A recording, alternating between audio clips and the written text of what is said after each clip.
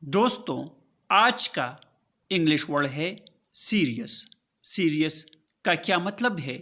آئیے سیکھتے ہیں آج کی اس چھوٹی سی ویڈیو میں۔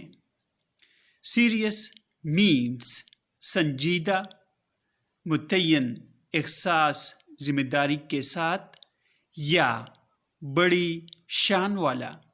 آئیے اس ورڈ کو سینٹینس میں استعمال کرتے ہیں۔